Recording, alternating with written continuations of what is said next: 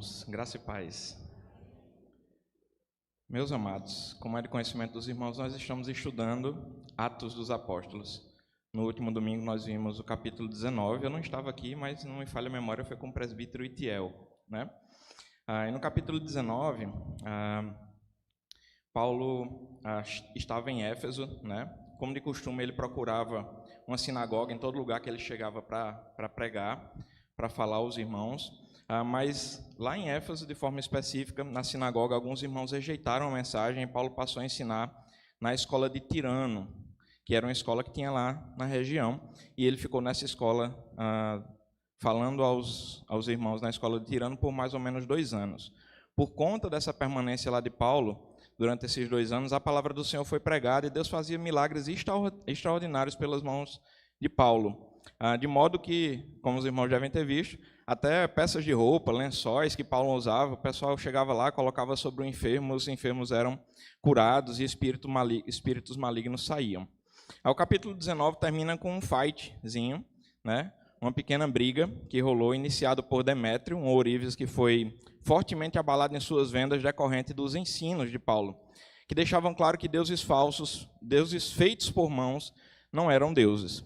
A contenda foi amenizada quando um escrivão da cidade conseguiu convencer os homens de Éfeso que eles não teriam argumentos para levar essa situação adiante. Mas o que é que nos prova essa contenda que rolou lá por conta dos ourives da cidade?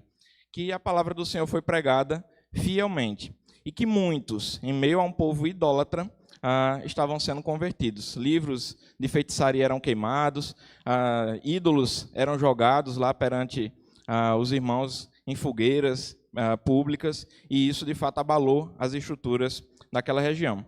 E agora nós chegamos ao capítulo 20 de Atos.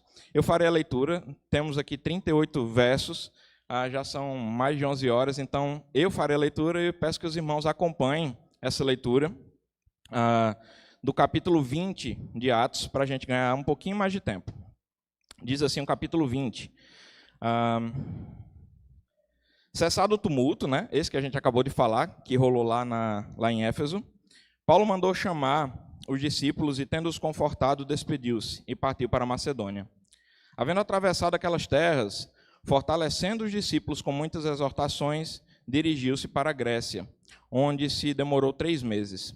Tendo havido uma conspiração por parte dos judeus contra ele, quando estava para embarcar rumo à Síria, determinou voltar para a Macedônia, acompanhando-no até a Síria, Sópatro de Bereia, filho de Pirro, Aristarco e Secundo de Tessalônica, Gaio de Derbe e Timóteo, bem como a Tíquico de Trófimo da Ásia.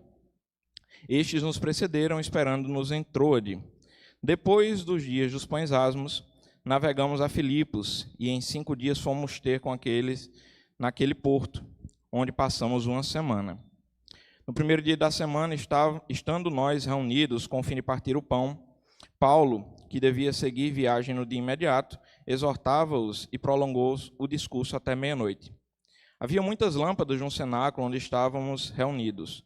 Um jovem chamado Eutico, que estava sentado numa janela, adormecendo profundamente durante o prolongado discurso de Paulo, vencido pelo sono, caiu do 3º andar abaixo e foi levantado morto. Descendo, porém, Paulo inclinou-se sobre ele e, abraçando-o, disse: Não vos perturbeis, que a vida nele está. Subindo de novo, partiu o pão e comeu, e ainda lhes falou largamente até o romper da alva. E assim partiu. Então conduziram vivo o rapaz e sentiram-se grandemente confortados.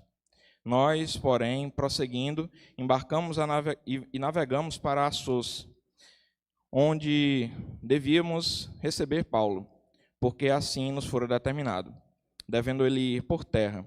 Quando se reuniu conosco em Assos, recebemos-lo a bordo, e fomos a Mitilene. Dali, navegando, no dia seguinte, passamos de fronte de Quios. No dia imediato, tocamos em Samos, e no dia seguinte chegamos a Mileto.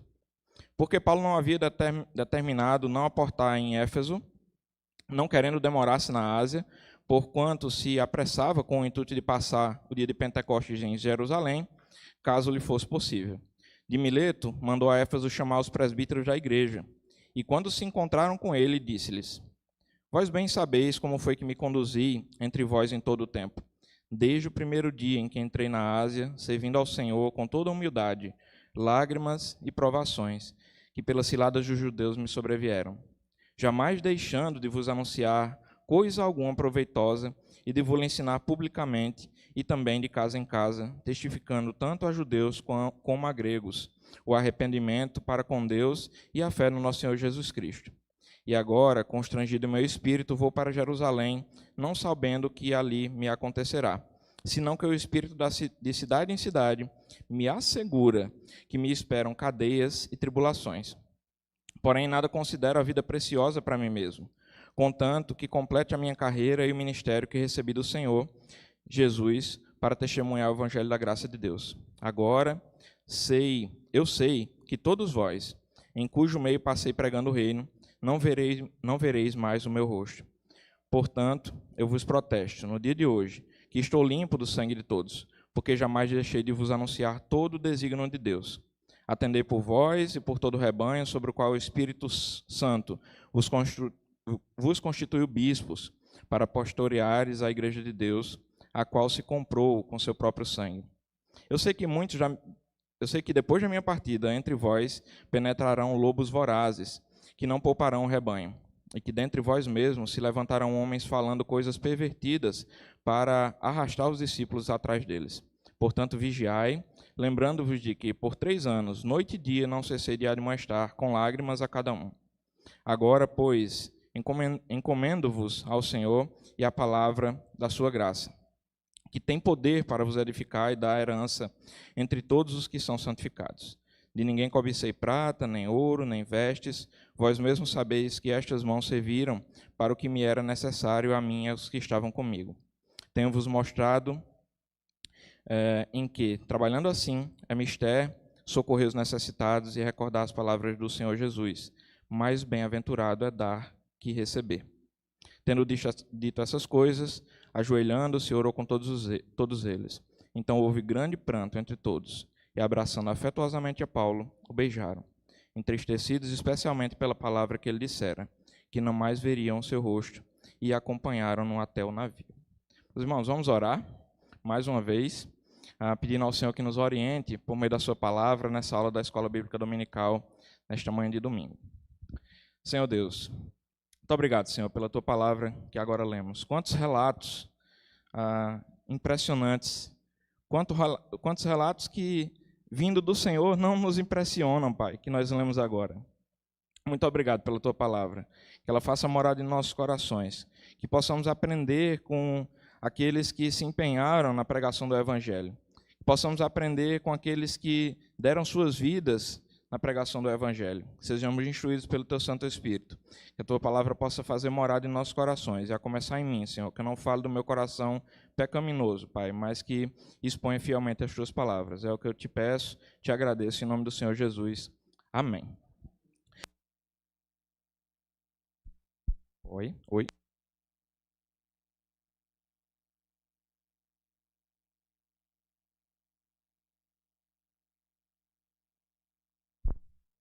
Meus irmãos. Opa! Gostava de dizer de novo, meus irmãos, né? Depois de tanta emoção em Éfeso, Paulo reúne os discípulos para os animar e confortar, partindo para Macedônia e continua a fortalecer os discípulos com exortações.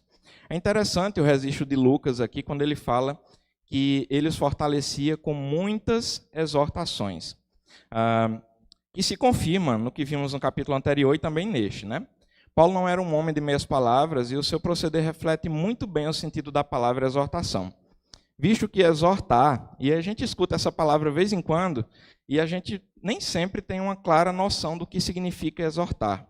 Exortar é ensinar alguém a seguir a Jesus da maneira correta. Então, exortar pode significar ensinar, exortar pode significar aconselhar, pode significar consolar, e até repreender. Então, a gente tem todos esses sentidos dentro da palavra exortação. Tudo isso está associado à exortação. Então, quando a gente diz que Paulo exortava, podia ser que ele estivesse apenas ensinando. Podia ser que ele estivesse ensinando e aconselhando. Ensinando, aconselhando e consolando. Ou ensinando, aconselhando e repreendendo. Podia ser que ele estivesse só repreendendo. Então a gente tem que ter uma clara noção que isso tudo, o conjunto, é necessário. Tá? Hoje nós reclamamos de um atraso de 10 minutos quando tem um Uber, né? Mas vimos aqui quando a gente pede um Uber e o Uber atrasa 10 minutos, a gente reclama. Quando a programação da igreja está marcada para terminar meio-dia e não termina, a gente já fica se coçando, fica olhando para o relógio, né? De vez em quando eu já tive vontade de tirar aquele relógio dali, porque eu mesmo já me senti tentado a olhar, né? Quando eu não vinha com o reloginho no braço ou quando eu não estava com o celular no bolso. Mas Paulo ele passou por tantas mudanças, tantas coisas que envolveram o ministério de Paulo e a gente não via ele reclamando. Então, depois desse momento lá com os discípulos, ele se dirigiu para a Grécia. Tá? A Bíblia nos relata aqui nesse trecho que lemos que ele passou por lá 3 meses. Nesse período de 3 meses, enquanto ele esteve na Grécia, e aí a gente não tem os detalhes aqui, mas tem os detalhes na carta aos Romanos. Tá? Nesse período de 3 meses que Paulo esteve na Grécia, ele escreveu a carta aos Romanos. Ele estava preparado para navegar para a Síria, mas descobriu uma conspiração dos judeus contra ele e, por esse motivo, resolveu retornar para a Macedônia. Então, vendo o relato de Lucas, nos deixa muito mais que uma história.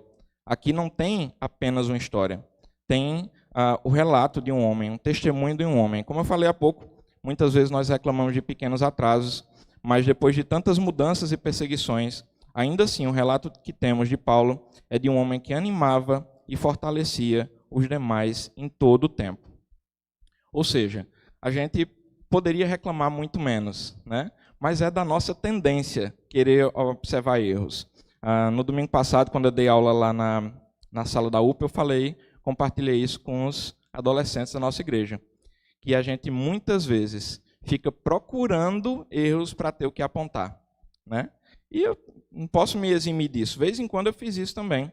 Mas a gente precisa se policiar, fazer como Paulo, mesmo em meio a tribulações, mesmo em meio a adversidades, nós poderíamos fazer diferente. Tá? Então, uma pergunta aqui que fica para todos nós. Como anda o seu nível de murmuração? O quanto você tem reclamado no dia a dia das coisas que acontecem? Aí a gente não está falando só da igreja, mas de forma especial agora, o que a gente ouviu agora nesse relato da leitura do capítulo 20, de Atos, trata de forma específica sobre isso. Paulo não tem relato aqui de que Paulo reclamou porque queria ir para um canto e foi para outro. Né? Muito pelo contrário. O relato é que Paulo se empenhava em animar os irmãos. Era o contrário. Ou seja, a Bíblia nos relata que ao invés de procurar defeitos, ou seja, ele podia dizer assim, eita irmãos, deu tudo errado, né? Agora vamos deixar isso para lá e vamos fazer outra coisa. Não, ele dizia assim, irmãos, mesmo que tenha dado tudo errado, vocês precisam estar fortes e continuar na caminhada. É necessário estar fortes e continuar na caminhada, mesmo que pareça que deu tudo errado. E eu acho que era essa clara consciência, eu tenho certeza que era essa clara consciência que Paulo tinha. Quando as coisas não saíam do jeito que ele queria, ele tinha a clara consciência de que o Senhor estava trabalhando na sua vida e que tudo que acontecia de diferente do que ele esperava tinha propósito de Deus. Mesmo que não fosse para a vida dele, mesmo que não fosse para a vida daqueles que estavam lá próximos dele, mas Deus tinha propósito para tudo. Então, é uma pergunta que você não precisa responder, mas pense consigo mesmo. Como anda o seu nível de murmuração? O quanto você tem reclamado? E aí, cuidado também, pessoal, para a gente não pensar que tudo é murmuração e deixar de reclamar de determinadas coisas. É outra coisa que eu venho batendo na tecla, principalmente agora com os nossos jovens. O pessoal da sala da mocidade. Eles são o futuro da nossa igreja. O futuro mais próximo, digamos assim. Dali é que vão sair os próximos diáconos, talvez. Os próximos presbíteros. Talvez não nas próximas eleições, digamos assim. Mas eles são o futuro da nossa igreja. E aí, vez em quando há oportunidade, eu digo a eles, meus irmãos, não deixem de puxar a orelha de quem quer que seja quando vocês perceberem que alguma coisa não está saindo como deveria. Não deixem de fazer isso. Não importa se sou eu, não importa se é Itiel, que é o primeiro que eu estou vendo ali que eu olhei agora, não importa se é o pastor Flauber, com amor nós podemos chegar para os irmãos e dizer assim, eita, presbítero, o negócio hoje foi meio estranho, né? Será que a gente não poderia ajudar em alguma coisa? Se envolva. Nós podemos fazer diferente, nós podemos fazer melhor. E aí eu citei para eles um exemplo de um livro que não é cristão, mas nos ensina muita coisa. Chama Desafiando o Talento, o livro. Não sei se algum dos irmãos já leu. E ele conta a história, parte da história de um jogador de golfe famoso. Eu acho que é golfe mesmo, se eu não me atrapalhei. Chamado Tiger Woods. E ele conta a história do Tiger Woods. Ele diz assim, o Tiger Woods não era bom. Só que cada tacada que ele dava, quando ele terminava de bater na bola, ele pensava, o que é que eu posso fazer melhor a partir desse momento? Como que eu posso melhorar? Como que a próxima jogada pode ser melhor? E aí, muitas vezes, com medo de chatear alguém, a gente simplesmente diz assim, não vou falar nada não, vou ficar caladinho na minha. Né? Mas, às vezes, a gente precisa desse auxílio. E eu estou dizendo a gente... Hoje é o dia do pastor presbiteriano, daqui a pouquinho a gente vai tratar de uma mensagem que parece que era como se Paulo estivesse quase dizendo assim, não deixa eles irem para as outras salas não, deixa eles aqui. Chama todos os presbíteros e vamos ouvir, porque foi isso que Paulo fez. Né?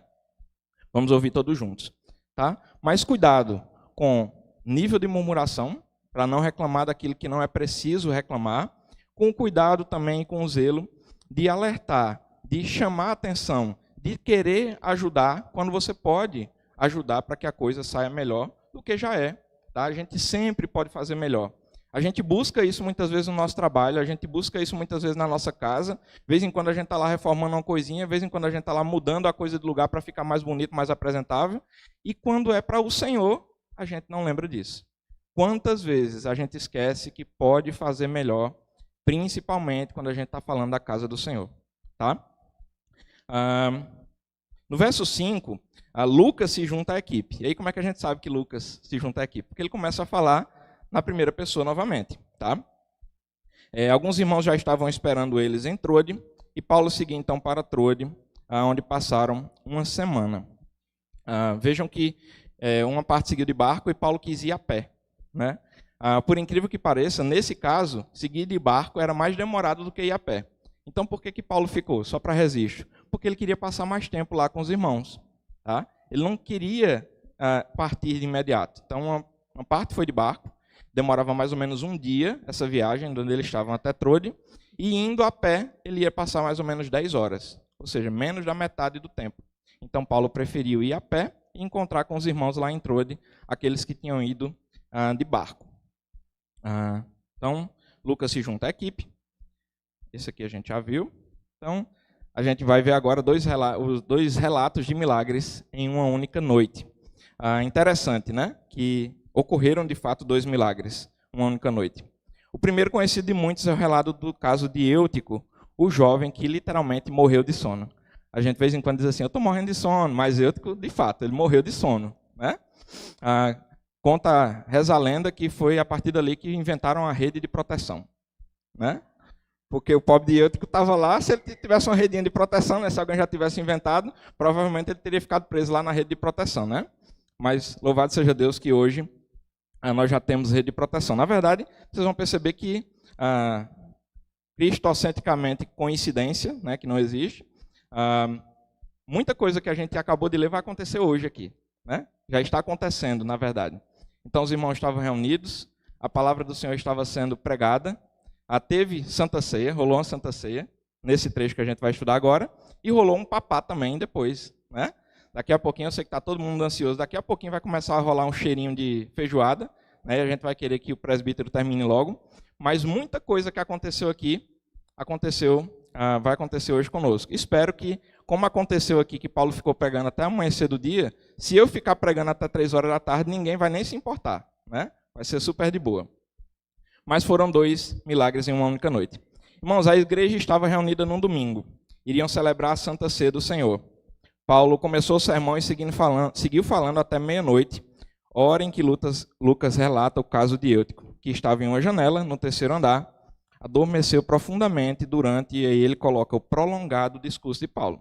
De fato, foi prolongado. Né? Ele, na primeira etapa desse discurso, rendeu até meia-noite. Não tem aqui uma informação de quando começou, mas para ele ter colocado aqui que o discurso foi prolongado, deve ter começado cedinho. E o discurso de Paulo rendeu. né? Lucas não relata que muitos irmãos estavam adormecendo. O segundo milagre que eu vou narrar para vocês prova isso. O relato de Lucas é de que Eutico estava sentado na janela, adormeceu profundamente e caiu. Pastor Hernandes Dias Lopes, tratando sobre esse trecho de forma específica, trouxe um estudo e colocou o tema Fuja da Janela. O tema do pastor Hernandes Dias Lopes foi Fuja da Janela. Eu confesso que nunca tinha pensado nessa passagem dessa forma, né? De avaliar por que Eutico, digamos assim, estava lá na janela, né? E o pastor Hernandes Dias Lopes fez isso de uma maneira muito interessante e abençoadora para a minha vida. Eu gostaria de compartilhar aqui um pedacinho disso com vocês. Hernandes Dias Lopes diz que a janela é lugar de distração. Lugar que você desvia o olhar do que é principal. Então, por que Lucas não narra aqui que várias pessoas estavam cochilando ou cansadas naquele longo discurso de Paulo? Porque Eutico, o destaque aqui foi para Eutico, ele estava na janela. E aí, na janela, vez em quando, ele podia dar uma olhadinha para fora. Lucas narra aqui também que havia muitas luzes no local onde eles estavam. E aí, talvez Eutico lá na janela, de vez em quando, ele escutava um pouquinho do que Paulo estava falando, daqui a pouco ele pensava nas luzes, ou olhava lá para as luzes, né? Ou então ele olhava para o lado de fora. Então, fuja da janela, foi o que o pastor Hernandes Dias Lopes colocou. E aí fica uma pergunta aqui para todos nós. Qual tem sido a nossa janela?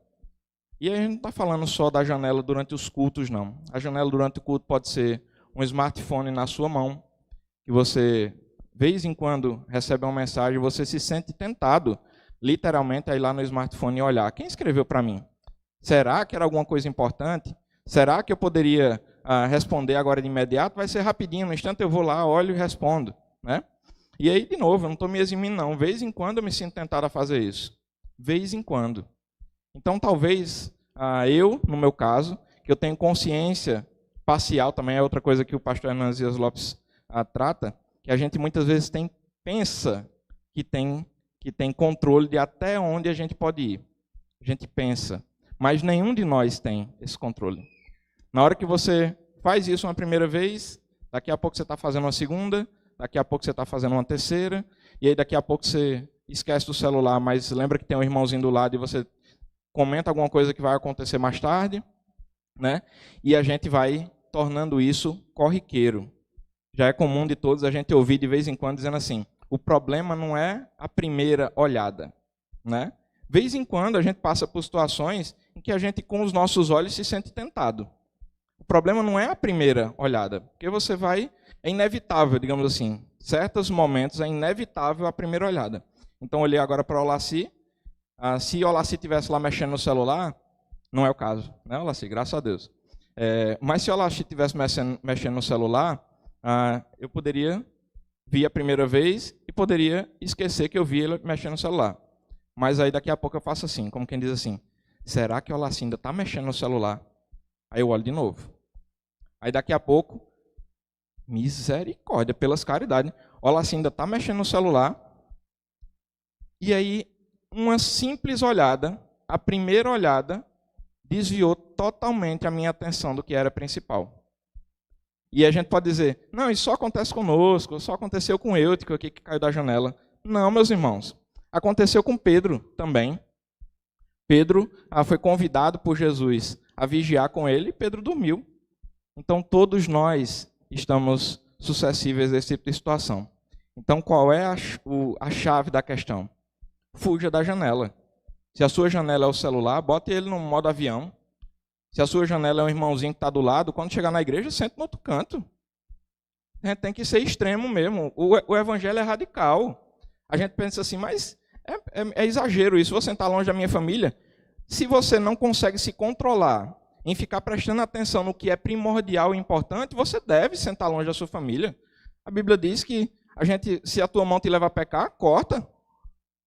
Então, se é o celular que está levando você a se desviar do que é primordial, deixa o celular no modo silencioso.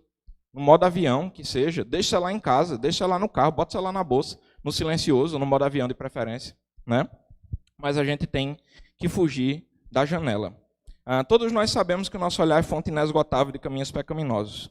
Fuja da janela e fuja de qualquer lugar que possa desviar a sua atenção a ponto de você apagar, porque quando você se der conta, pode ser tarde demais e pode não haver um Paulo para lhe resgatar. Então, naquele momento, Paulo estava ali, chegou, abraçou o menino e disse assim, relaxa, ele está de boa. Né? E o que é que ele fez naquele momento?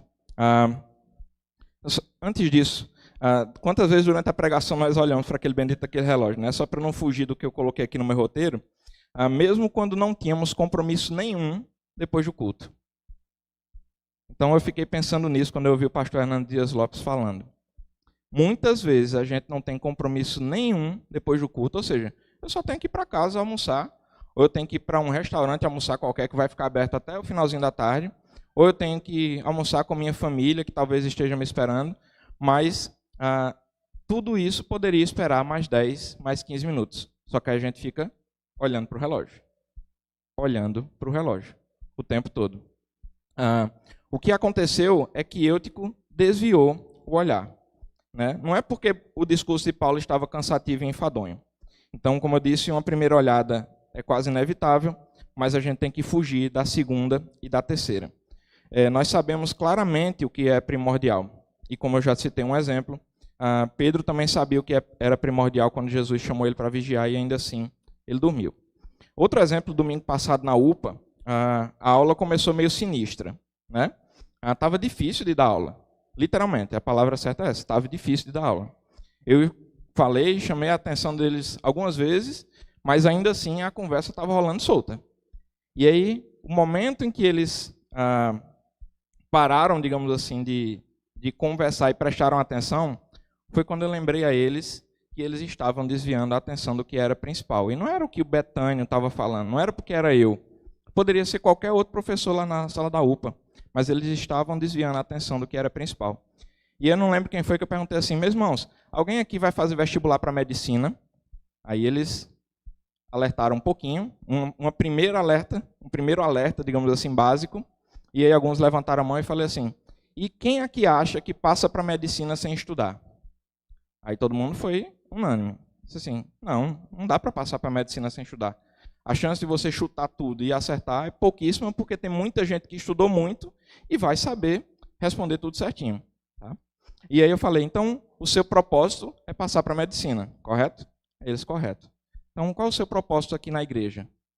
É vir conversar com os amigos? É simplesmente a comunhão? E aí, pelo amor de Deus, eu não estou dizendo que a comunhão é menos ou mais importante do que alguma coisa. Hoje nós teremos um momento muito gostoso de comunhão com os irmãos. Mas não pode ser por isso que você veio na igreja, meu irmão. Não pode ser pela feijoada que você veio na igreja. Não pode ser como Arthur de vez em quando diz assim, pai, eu vou ver meus amigos. E aí ele fica triste quando não vem, mas não é porque ele queria vir para a igreja, é porque ele não viu os amigos. Para uma criança a gente entende, mas para um adulto é inconcebível você dizer que quer vir para a igreja para ver os amigos só. Não pode ser isso. Não pode ser esse motivo. E aí a classe silenciou quando eu falei que vocês sabiam que é possível que a gente não encontre todo mundo aqui no céu? E aí a classe silenciou. Porque qual é o seu propósito? Se o seu propósito é simplesmente vir aqui para ver os amigos, ou para se divertir, ou para achar que é legal, meu amigo, você está no lugar errado. Na verdade, você está no lugar certo, fazendo a coisa errada. E aí a classe silenciou. E a partir daí eu consegui dar uma aula comum, digamos assim, e eles entenderam o recado. Né? O recado da lição era um puxãozinho de orelha, né, para os adolescentes. Mas foi isso que aconteceu. Tá? Então fuja de qualquer janela que possa desviar você do seu propósito. E aí, mais uma vez, eu quero encontrar com todo mundo no céu. Eu quero encontrar com todo mundo no céu. Então a gente tem que ter um propósito. Se eu quero passar para a medicina, eu tenho que ir estudar. Não adianta eu querer passar para a medicina sem estudar. Se meu propósito é encontrar com todo mundo aqui no céu, eu tenho que ter relacionamento com o Senhor, mas eu não posso ver um irmão não tendo relacionamento com o Senhor e ficar calado. É nossa obrigação chegar junto desse irmão. É nossa obrigação acompanhá-lo. Mas, irmãos, vejam que o que sucedeu após a queda de Eutico não foi o que chamou a atenção dos que estavam naquele lugar. Veja, não foi qualquer coisa que aconteceu. O menino caiu do 3º andar e o relato de Lucas, médico, né, é que o menino caiu morto. Levantaram ele morto, tentaram erguer ele do chão e ele estava morto. Tá? Se fosse hoje em dia, por exemplo, Deus o livre, a gente tem a rede de proteção, né? Louvado seja Deus. Mas se alguém caísse ali daquele andar superior e quebrasse o pescoço, e alguém chegasse lá, fizesse uma oração, desse um abraço ao menino e disse assim, relaxa, ele está de boa, está vivinho da Silva. Sabendo que ele estava morto, o que é que a gente ia fazer? A gente ia ficar, não, beleza, então entra todo mundo, vamos seguir a pregação e está tudo tranquilo. Né? Eu não faria isso, provavelmente. Eu ficaria extasiado, dizer assim, meu Deus, um milagre, eu presenciei um milagre. Mas foi o que aconteceu aqui. Foi exatamente isso que eu falei para vocês agora. Paulo foi lá, abraçou o menino, disse, fiquem tranquilos, a vida está nele. Ele simplesmente levantou e provavelmente os outros seguiram ele e ele pregou até o dia amanhecer. Ou seja, o destaque não foi para a ressurreição de Eutico, digamos assim, que estava morto. E Paulo foi lá e abraçou o menino e ele ressurgiu. Né? O destaque foi para aquele milagre muito mais importante do que Eutico ter voltado à vida. Foi o milagre da pregação do Evangelho. E isso, de novo, está acontecendo hoje aqui. Eu não gosto de falar em público. Né? É um milagre. Eu tenho certeza que aqueles que pregam aqui nesse púlpito dissessem assim, você tem alternativa entre pregar e não pregar, porque se você não for, a gente coloca outra pessoa e você pode não ir. Né? Provavelmente, poucas pessoas diriam assim, mas eu faço questão de ir. Né? Tendo a opção, eu faço questão de ir. Né? Porque das nossas forças mesmo, a gente não conseguiria. Né? Das nossas forças, nós não conseguiríamos. Né? Mas é um milagre. O milagre que estava acontecendo ali foi muito maior do que Eutico ter voltado à vida. Era o milagre da pregação do Evangelho, como o pastor Flauber falou aqui, por meio de improváveis, alcançando improváveis. Né? Pessoas que estavam afastadas do Senhor, e por meio da pregação do Evangelho, não um que caiu de uma janela foi resgatado da morte para a vida, mas muitos foram resgatados da morte para a vida. Muitos. Então o que chamou a atenção não foi porque um caiu da janela e foi resgatado da morte para a vida, não. É porque no outro momento, no outro ambiente em que Paulo pregava, muitos estavam ouvindo a palavra e sendo alimentados por meio dela, e sendo resgatados da morte para a vida. Então esse milagre, se é que existe um milagre mais ou menos importante, esse milagre sim era o que chamou a atenção daqueles que estavam lá. E por isso ninguém ligou de, depois de Eutico ter levantado vivinho da Silva, continuar até amanhecer o dia. Né? Meus irmãos, o maior milagre estava ocorrendo naquele momento, a palavra de Deus estava sendo pregada em meio a dores e perseguições. Quando tudo dizia que os cristãos deveriam ser silenciados, eles se levantavam ainda mais fortes, como aconteceu com Eutico. Então tudo levava a crer que os cristãos iriam cair da janela e iriam ficar por lá. Mas como aconteceu com Eutico, os cristãos se levantaram ainda mais fortes. E esse foi o milagre que chamou a atenção de um povo que ouviu Paulo até o dia amanhecer. E nós poderíamos parar por aqui, porque já tem muitas lições nesse texto, né? Mas Paulo não parou por aí. Paulo seguiu por terra, e alguns seguiram de barco até Açores, onde Paulo os encontrou, e dali navegaram para Mitilene, depois Quios, Samos e Mileto. Então Paulo chamou os presbíteros de Éfeso a encontrarem ele em Mileto. De Éfeso para Mileto era cerca de 50 quilômetros. Paulo deixou tudo esquematizado, digamos assim, para quando ele chegasse lá, os presbíteros já deveriam estar lá para que ele pudesse conversar com eles. Paulo não perdeu tempo. Aquele tempinho lá em que ele conversou com os presbíteros era o tempo em que o navio deixava as cargas que eram destinadas a Mileto e subiam as outras cargas que iriam seguir viagem com eles. Então Paulo conversou com os presbíteros nesse meio tempo aí, entre a descarga da primeira leva do navio e a carga dos outros itens que deveriam seguir. Ali ele conversou com eles, né, nesse meio tempo, e nos deixa mais uma lição. Nós não podemos desperdiçar um minuto sequer, porque pode ser o último. A gente não sabe o que é que vai acontecer daqui a pouco. A gente não sabe, como aconteceu ali com o presbítero Itiel, se ele vai parar o carro ali na frente e vai furar o pneu. E se fosse numa estrada? Né? A gente a gente só vê os milagres que a gente só tem conhecimento dos milagres que a gente presencia, né? E muitas vezes a gente reclama das coisas que acontecem, mas louvado seja Deus que o pneu do Itiel furou ali na esquina, com o carrinho parado. Se aquilo ali tivesse acontecido numa estrada, provavelmente teria acontecido um acidente. A não ser que o cara tivesse um braço muito bom, que é o caso, né, do nosso presbítero, né? Mas, do jeito que rasgou o pneu dele ali, secou no ato, Deus nos livre daquilo ali acontecer numa estrada. A gente muitas vezes não percebe os milagres que a gente passa no dia a dia. Então, ao invés de, por exemplo, dizer assim, eita, meu amigo, que, como eu mesmo disse, né, quando eu vi lá, rasgou o pneu, pelas caridades, rasgou, a gente deveria dizer assim, louvado seja Deus que foi aqui. Louvado seja Deus que minha família não estava dentro do carro, que não foi na estrada, né? Então, qualquer momento pode ser o último. A gente não sabe o dia da manhã. No caso de Paulo, ele de fato seria a última vez que eles estariam com aqueles irmãos. Paulo sabia que caminhava para um local de sofrimento, cárcere e, consequentemente, morte. Sim, mas mesmo sabendo que iria passar por tudo isso, ele seguia em frente, pregando as boas novas do Evangelho por onde passava.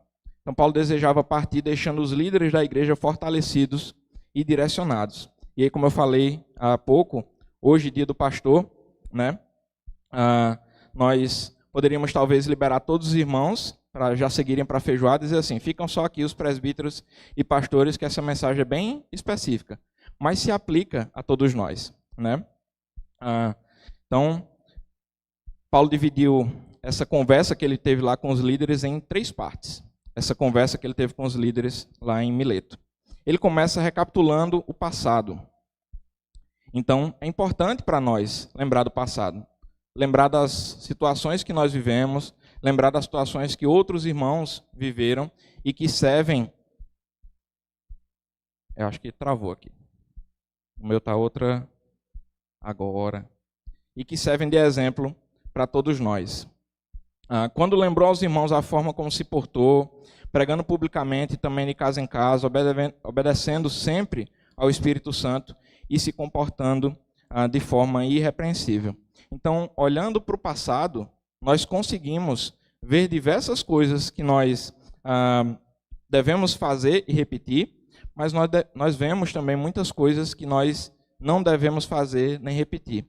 Então, se a gente pode aprender com os erros que são relatados na palavra do Senhor, com os erros que são relatados pela nossa família, por que a gente, sabendo daquilo ali, ainda se deixa de olhar, se desvincula, digamos assim, da informação que a gente tem e repete os erros? Há muitas histórias que precisam ser contadas e outras não. E Paulo fez isso aqui quando ele relembrou o passado. Ele segue dando um testemunho do presente. Ele inicia o verso 22 com "e agora?". Então, ele está trazendo aqueles que estavam ouvindo a mensagem para o presente. Deixa eu ver se foi. Agora foi. Então, ele traz para aqueles que estavam ouvindo a história para o presente, abrindo seu coração e compartilhando com seus amigos como se sentia a respeito do que estava acontecendo. Ele sabia que iria para Jerusalém, que iria ter muito sofrimento e dor, mas ele justifica sua determinação. Ele tinha um claro entendimento de que pregar o evangelho é questão de vida ou morte. E aí nós pegamos o texto aqui de 2 Coríntios, capítulo 2, os versos 15 e 17. E eu vou ler aqui numa versão da Bíblia Viva, que diz assim: "Para com Deus somos um aroma refrescante e saudável de Cristo, um perfume tanto para os salvos quanto para os que estão se perdendo. Para aqueles que estão se perdendo, somos um odor temível de morte e condenação. Enquanto para aqueles que conhecem a Cristo, somos um perfume vivificante." Mas quem é capacitado para uma tarefa dessas? Só aqueles que, como nós mesmos, são homens verdadeiros, enviados por Deus, falando com o poder de Cristo e com o olhar divino sobre nós. Porque não somos como aqueles cujo propósito é negociar a palavra de Deus para conseguir com isso o bom lucro. Então, Paulo diz assim: "Eu sou limpo do sangue de todos." Por quê? Porque ele pregou o evangelho. Ele está associando aqui com aquela função de atalaia. O atalaia era aquele vigia que ficava lá normalmente num posto, num local mais elevado, e quando o inimigo vinha próximo, ele ia lá e dizia assim: "O inimigo está chegando." E aí, muitas vezes, o atalaia era o primeiro que morria, né? Porque, às vezes, ele tinha que fazer algum procedimento, soar algum sino, e, às vezes, ele é o primeiro a ser atingido. Mas a missão dele era levar a mensagem para aqueles que precisavam receber a mensagem, de que o inimigo estava chegando. E aí, de novo, muitas vezes a gente se esquece de alertar os irmãos que o inimigo está chegando, né? A gente se preocupa muito em passar a mão na cabeça, a gente se preocupa muito em acolher, mas a gente não se preocupa em alertar que o inimigo está chegando. E esse alerta deve ser constante. Irmãos, o inimigo está chegando. Quando a gente sai ali da porta para frente, a gente começa a sofrer até aqui dentro, né? Na verdade, não precisa nem passar da porta. Mas a gente começa a passar pelas tentações que nos rodeiam, né? A palavra de Deus nos fala sobre isso. E o inimigo, ele nos cerca como se fosse um leão, pronto para atacar também. Então, cuidado, meus irmãos, para que a gente não seja cheiro, digamos assim, de morte, que nós possamos exalar o bom perfume do Senhor. E ele termina com, e aí eu coloquei aqui, aroma de vida ou aroma de morte? Qual é o cheiro que você sentiria hoje se o Senhor Jesus voltasse, né? Se você recebesse a mensagem de que o Senhor Jesus está voltando, qual o cheiro que você sentiria agora? Louvado seja Deus, o Senhor voltou. Oh, meu Deus, eu deveria ter mudado meu comportamento e não mudei. E o cheiro que você sentiria seria cheiro de morte e não cheiro de vida. Ele termina com a advertência para o futuro. Paulo alerta a todos da seriedade e da importância da igreja. E aí ele fala de forma específica do rebanho que Deus lhes concedeu. E aí, de vez em quando, a gente, nas reuniões do conselho, a gente é lembrado disso, né? Que nós temos um rebanho sob a nossa responsabilidade, todos nós. E isso envolve a nós, membros da igreja também, a vocês, membros da igreja, todos nós. Estou falando aqui de questões que a gente relembra na reunião do conselho, mas isso envolve a todos nós. Se você tem conhecimento de um irmão que está passando por uma situação difícil, e isso não chega ao ouvido de outra pessoa que possa ajudar, o responsável por aquela ovelha é você. Foi você que viu ela se desviando, né? Então, das duas, uma, compartilhe com alguém que possa ajudar, ou chegue junto e ajude. Você também tem responsabilidade sobre aqueles que estão dentro da igreja.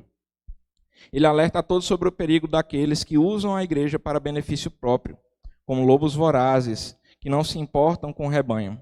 Alerta sobre os perigos do nosso meio, quando trata de pessoas que querem arrastar seguidores e dividir a igreja. E, por fim, alerta sobre um cuidado que devemos ter com nós mesmos.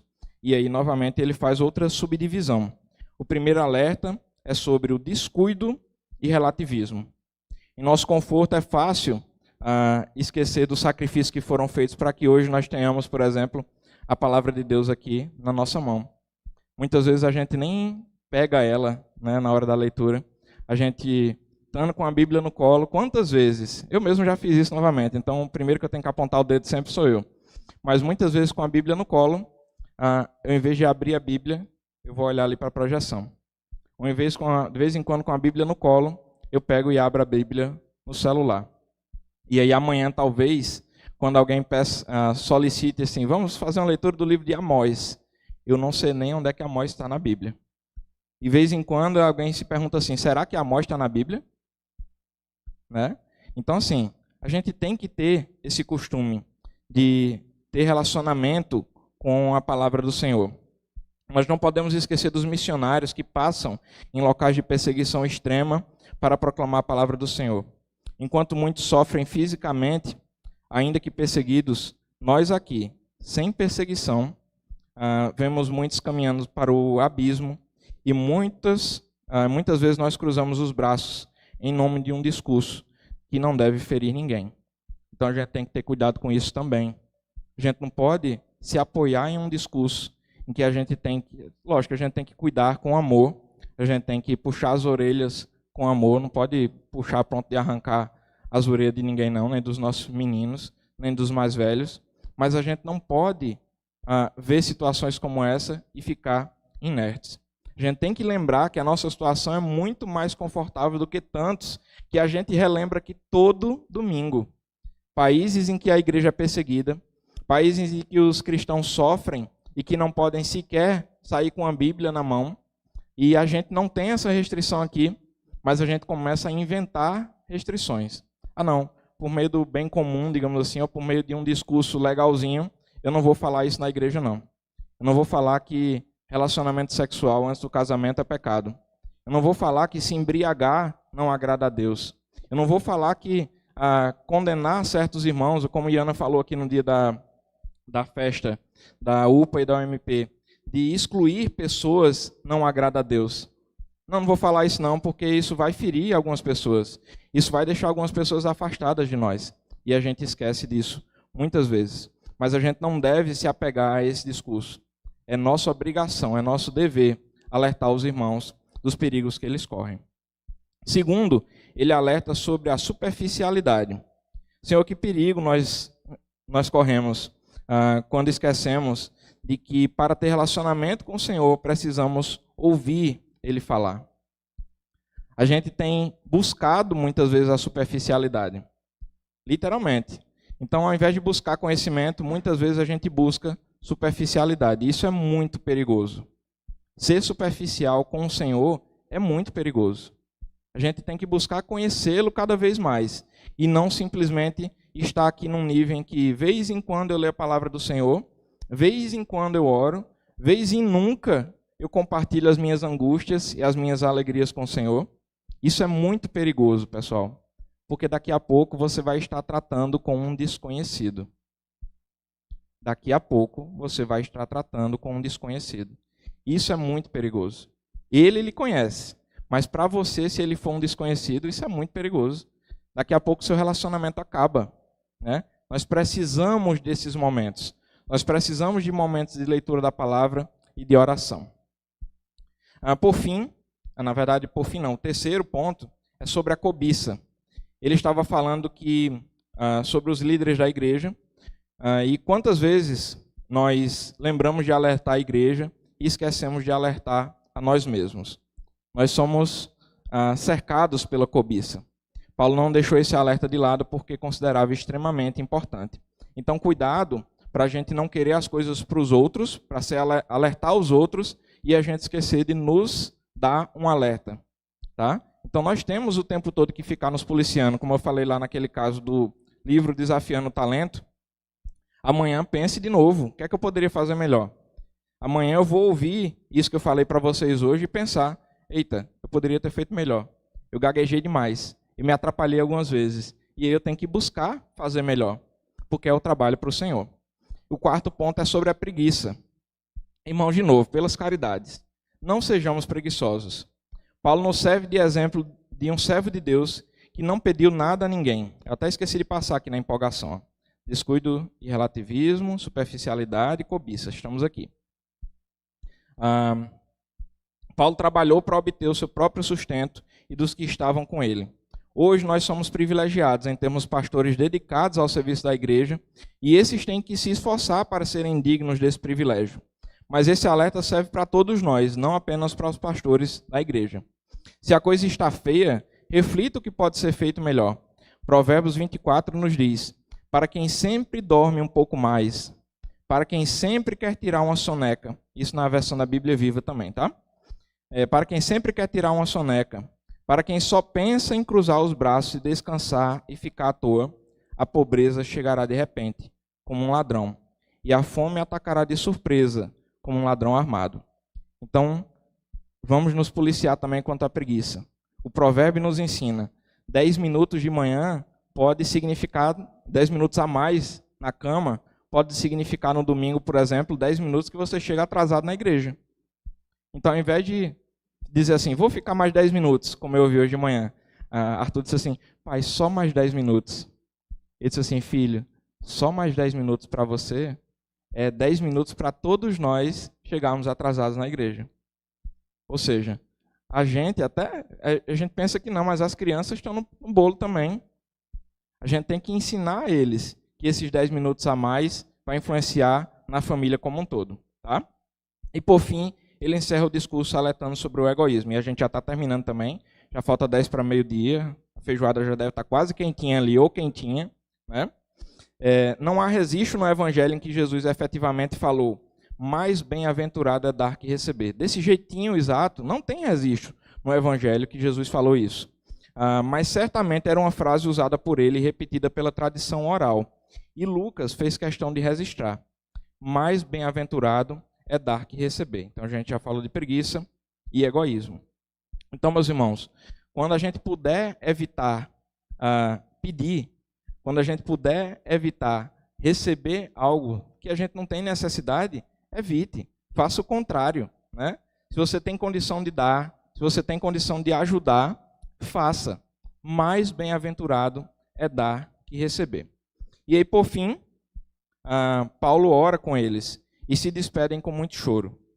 Nós sabemos que não é fácil despedir, principalmente se a gente tivesse, por exemplo, quando eu vou viajar, se eu tivesse a certeza de que eu ia e não voltava mais, na minha situação, provavelmente eu nem ia, né? Eu sou fraco. Eu provavelmente não iria fazer isso que Paulo fez, de chegar lá com os irmãos sabendo que ele não voltava, e ele deixou claro isso, que ele sabia que não voltava, mas o que ele fez, depois de muito choro, foi pegar a malinha dele e pegar o beco. Ele seguiu viagem, mesmo sabendo, alertado pelo Espírito, que ele ia sofrer dor, perseguição, cárcere, e em seguida isso levaria à morte, né? Mas nós, meus irmãos, somos consolados pela certeza de que na volta do Senhor nos encontraremos lá no céu. Aquilo que eu falei para os irmãos lá no começo. Eu espero em Deus que nós todos nos encontremos no céu. Que encontremos com os nossos filhos no céu. E quando eu digo eu espero, é porque a gente, novamente, eu não tenho certeza que Arthur vai para o céu. Essa certeza ele tem que ter quando ele tiver um encontro sincero, honesto com o Senhor. E ele tem que ter essa certeza com base naquilo que o Senhor tem falado ao coraçãozinho dele. Então a minha oração todo dia é: Senhor, se revela para o meu filho. Senhor, se revela para minha mãe. Senhor, se revela para o meu irmão. A nossa oração é essa. A nossa oração tem que ser essa. A gente quer se encontrar, todo mundo lá no céu. Eu quero ter minha mansão do lado da de vocês, né? Para a gente ir lá ter um momento bem legal, né? Mas a gente não sabe. A gente não sabe, a gente não tem certeza dos outros. Tenha certeza por você. Peça conhecimento, sabedoria, relacionamento com o Senhor. Ouça o que Ele tem falado ao seu coração. Ouça quando o Espírito Santo lhe puxa a orelha. Que bênção quando o Espírito Santo nos puxa a orelha. Dizer assim: meu filho, por aí não. Não vá por aí não que vai dar ruim, né? Até lá, meus irmãos, nós temos um trabalho sublime a fazer. Então façamos com amor, zelo e os cuidados devidos, sempre que possível, ficando longe das janelas, né? Porque se a gente fica na janela, a gente pode olhar, nos distrair e cair. E alertando para os perigos que nos cercam, cuidando e guiando também uns dos outros. Então, louvado seja Deus por essa palavra que Ele nos trouxe nessa manhã. Vamos orar. Os pastores eu acho que não terminaram ainda lá as aulas, mas a gente segue para finalizar o nosso culto. Se alguém puder avisar lá para o pastor, diácono, que a gente já está terminando aqui, a gente já encerra. Vamos orar então. Senhor Deus, Pai de amor, de bondade, de misericórdia. Muito obrigado, Senhor, por essa manhã abençoada.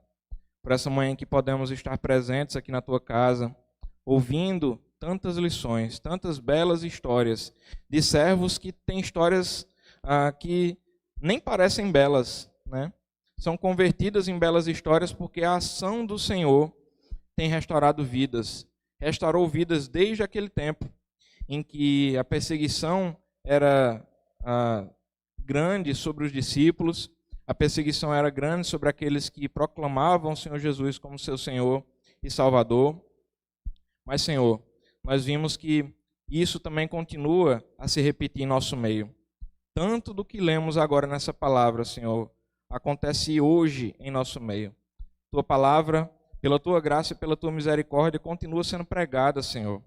A Santa Ceia continua sendo celebrada e nós entendemos o sacrifício que o Senhor fez por cada um de nós naquela cruz. Por aqueles que o Senhor mesmo separou para o Seu Filho amado Jesus, Nós te louvamos porque isso continua a se repetir em nosso meio. Nós te louvamos porque teremos mais uma vez um momento de comunhão logo mais, Senhor, como aconteceu com os servos teus naquela época em que Paulo pregava, em que Paulo pregava longamente, Senhor, de cedo até o dia amanhecer. Mas, Senhor, nós também somos ensinados pela Tua palavra que muitas vezes nós nos sentimos tentados a sentar na janela. Nós nos sentimos tentados, Senhor, a olhar para aquilo que nos distrai, para aquilo que nos tira a atenção do que é mais importante, que é a pregação da Tua palavra, que é a conversão de vida, Senhor, que é dar bom testemunho. Então nós te pedimos, Senhor, nos livra das janelas da vida. Nos mostra, Senhor, quais são as janelas que estão nos impedindo de prestar atenção naquilo que o Senhor tem para as nossas vidas, de prestar atenção naquilo que o Senhor está mostrando que precisa ser mudado em nossas vidas, em nossas famílias, em nossa igreja, Senhor. Nos mostra aquilo que precisamos mudar em nossa igreja, para que sejamos servos ainda melhores, pregadores ainda melhores da Tua palavra e do Teu evangelho. Que falemos daquilo que o Senhor tem no coração para cada um de nós. Nos livra, Senhor, dos nossos corações pecaminosos. E nessa manhã, te pedimos que o Senhor continue a nos instruir, a nos guardar e a nos proporcionar mais momentos como esse, de comunhão com os irmãos, de pregação da Tua palavra e de relacionamento com o Senhor, por meio de louvores, por meio de orações. É o que nós te pedimos, Senhor, e agradecemos. Em nome do Teu Filho amado Jesus. Amém. Cadê o povo do louvor? Já saíram de lá, não? Estão lá para trás ainda? Então vamos aguardar mais um pouquinho aqui. Eu não sei, Ivano, como é que vai ser a dinâmica da organização aqui do templo? Oi?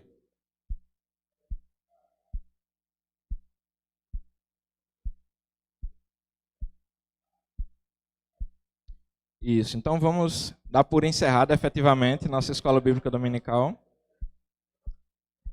Isso, mas o pessoal vai ter que sair para que a gente possa organizar, né? Hein? Não entendi. Ah, sim, sim. Eu nem sei se estava rolando a transmissão. Então, meus irmãos, louvado seja Deus por essa manhã. Louvado seja Deus por esse momento de comunhão que teremos agora. E seguindo a orientação ali do nosso querido diácono Ivando, vamos liberar, digamos assim, o templo aqui para que nós possamos organizar a nossa refeição que será servida logo mais. Louvado seja Deus, que possamos nos encontrar à noite aqui novamente para o culto.